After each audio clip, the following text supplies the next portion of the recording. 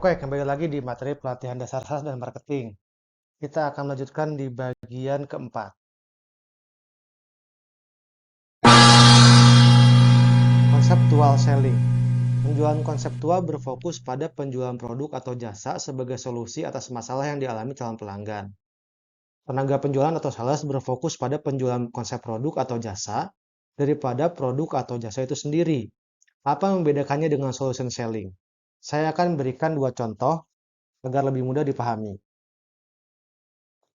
Satu, katakanlah kita menjual mobil atau kendaraan, prospek kita membutuhkan kendaraan baru.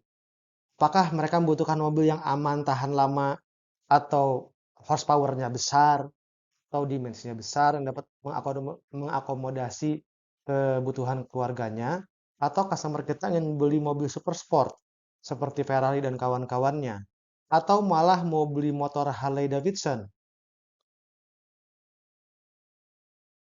Kita dapat menjual kendaraan berdasarkan harga atau fitur, namun pendekatan ini dapat mempersulit customer untuk memahami nilai sebenarnya dari pembelian tersebut. Dengan teknik penjualan konseptual, kita akan fokus membangun cerita tentang bagaimana kendaraan akan digunakan sesuai dengan imajinasi dan alam berpikir customer. Daripada menanyakan harga atau fiturnya, kita bisa menyoroti keamanan atau ketahanan kendaraan atau bagaimana kendaraan tersebut dapat memuat keluarga besar. Atau kita juga bisa menceritakan bagaimana kesan seorang wanita apabila calon customer kita itu laki-laki melihat kerennya cowok pakai Ferrari atau pakai moge Harley Davidson. Apakah kalau pakai Harley Davidson itu ketika dipakai dari Jakarta sampai ke Bandung itu sampai, sedangkan kalau pakai Honda Beat nggak sampai dari Jakarta ke Bandung, kan sama saja bisa sampai. Tapi kita sedang bicara persepsi dan konsep. Di sini kita sedang mengajukan konsep kendaraan di dalam imajinasi calon customer, bukan konsep apa itu sepeda motor. Contoh nomor 2, di hari Minggu atau hari libur jam 10 malam kita dihubungi oleh customer kita. Dia bilang, "Bu, Pak, tolong saya butuh kabel sekian ratus meter, ukuran sekian, harganya kira-kira sekian." Terus kita jawab, "Waduh, hari libur gini mana ada yang jual kabel, Pak?" Terus dia ngomong lagi, "Tolonglah Bu, Pak, bagaimana caranya biar ada kabelnya? Soalnya mau dinyalakan jaringannya. Saya bisa habis nih sama manajemen kalau nggak nyala dan butuh kabel itu supaya bisa nyalain jaringannya. Tapi kayaknya saya tahu di mana tempatnya.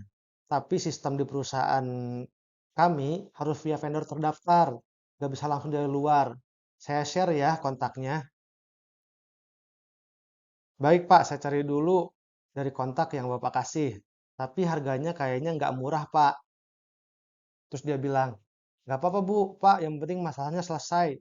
Saya nggak dimarahin sama bos saya. Nanti kita atur aja gimana ke depannya."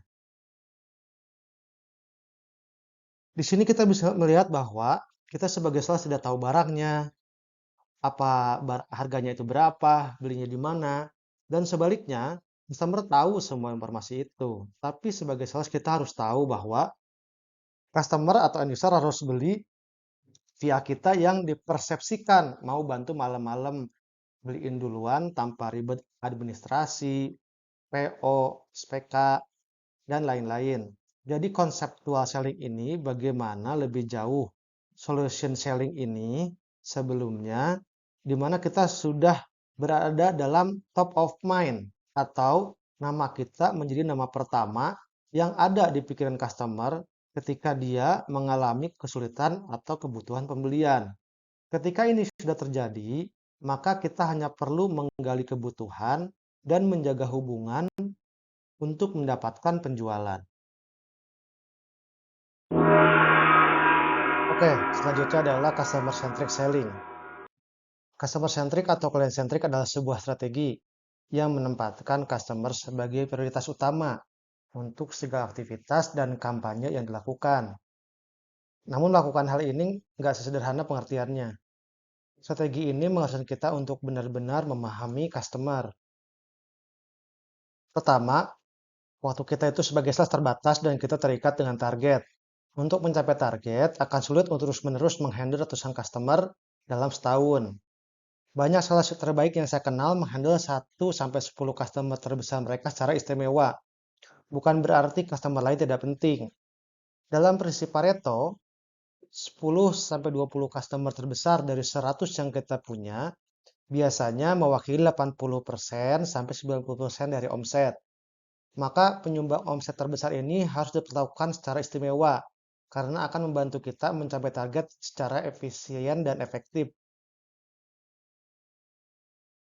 Dikutip dari Glance.com, ada beberapa prinsip yang dapat kita gunakan untuk melakukan pendekatan customer centric. Yaitu pertama, mengumpulkan feedback customer secara rutin. Mendengarkan feedback dari customer secara rutin dapat membuat kita paham apa yang dibutuhkan oleh mereka. Sering-sering visit, sering ngobrol, ngopi-ngopi bareng. Dengarkan, dari situ kita bisa tahu apakah ada perubahan kondisi atau kebutuhan customer. Yang kedua, fokus terhadap customer saat ini. Seperti sudah dijelaskan sebelumnya, walaupun mendapatkan dan memfollow up customer baru adalah sebuah keharusan, customer utama kita pun tidak kalah penting. Mendapatkan customer baru cenderung lebih mahal dan lebih lama, serta lebih sulit dibandingkan dengan mempertahankan yang ada saat ini. Bukan tidak mungkin existing customer akan merekomendasikan kita pada teman atau prospek lain. Hal ini membantu dalam menghemat waktu, biaya, dan tenaga. Yang ketiga adalah membuat produk, jasa, maupun solusi yang sesuai dengan kebutuhan customer. Ketika mengembangkan produk atau layanan, salah satu hal yang membuat kita lebih customer centric adalah dengan menambahkan pemahaman dari customer itu ke pengembangan produk kita. Meskipun terkadang customer tidak menjelaskan apa yang mereka inginkan, namun mereka bisa memberi kita insight yang dapat membantu kita mendesain suatu produk atau solusi atau suatu layanan menjadi lebih baik. Kalau bisa, coba untuk melibatkan customer di tahap pengembangan solusi. Dengerin pendapat mereka tentang konsep, desain, atau fitur yang ada. Customer pun dengan seperti ini akan merasa lebih didengar dan dihargai, sehingga bisa meningkatkan kepuasannya.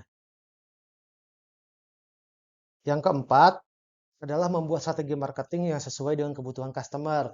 Serupa dengan poin sebelumnya, strategi marketing yang customer centric itu berarti kita memberikan customer apa yang mereka butuhkan. Tentu saja pendekatan kepada perusahaan dengan karyawan yang kebanyakan umurnya adalah 50 tahunan kan beda dengan pada yang umurnya 20 tahunan. Sesuaikan pendekatannya. Dan yang kelima, yaitu buat customer mudah menghubungi kita. Ada jargon, sales mah kerja di mana aja, kapan aja, work from anywhere katanya. Dalam kenyataannya, pada saat melakukan pendekatan customer centric, salah satu tantangannya adalah harus selalu siap untuk memberikan solusi kapan saja kita dibutuhkan. Kuncinya adalah be ready.